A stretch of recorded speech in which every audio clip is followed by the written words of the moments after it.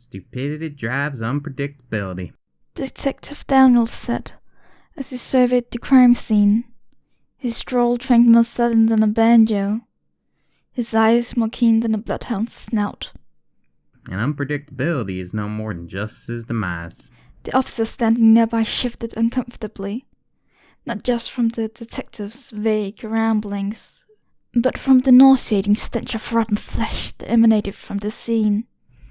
You taking all the prints? Detective Daniels said. Yes, sir. 145 unique fingerprints. The DNA test will take a little longer, but... Did you check the fingers for prints? Not the fingertips, the knuckles, the nails, wherever somebody might have held them. The officer gulped and shuddered.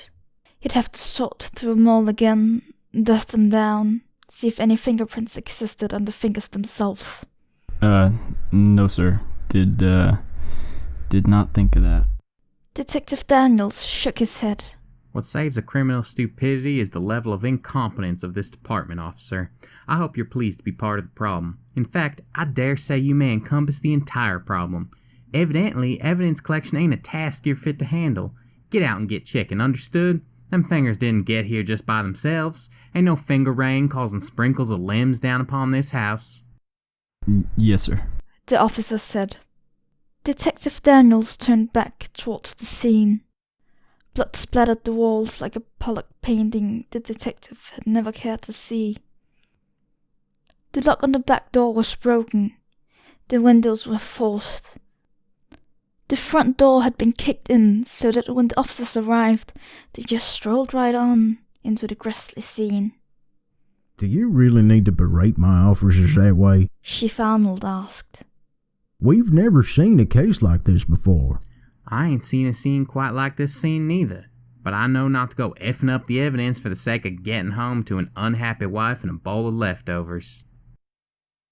His wife is dead, Chief Arnold said. And I bet she ain't happy about it. Detective Daniels stepped into the next room. The bed was unmade, the sheets were strewn about. They'd found the body in that room. The only body. Beyond that, the criminal had left nothing but fingers. Why fingers, Detective? Chief Arnold asked, interrupting the detective's mumbling.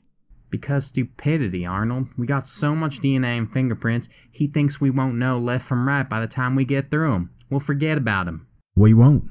We can't. He's a serial defingerer. Plagued my city for months now, and I will not let him get away. He won't. You see, stupidity eventually comes around on itself. Like a snake bites its own tail, takes too much and ends up swallowing itself. Does it? Chief Arnold interrupted. Don't interrupt me. This here fella, he seen an inch and took a mile. Should have kept to fingers and not his own. I beg your pardon. That's right. Detective Daniels said. He spent so long thinking if he could, never stopped to think if he should. I want the owner of every finger in this room brought to the station. But they're victims. Some are still hospitalized, others traumatized. I can't put them through that again. Oh, you can. Detective Daniels said. And you will. Call it collateral, call it putting a lighter to taxpayer money. I don't give a flying fuck. He's been there, right beneath your nose, 'cause he knows it's got him cleared from the list of suspects. Or he thinks he knows. Give me every last one of them fingerless folks, because one of them is our killer.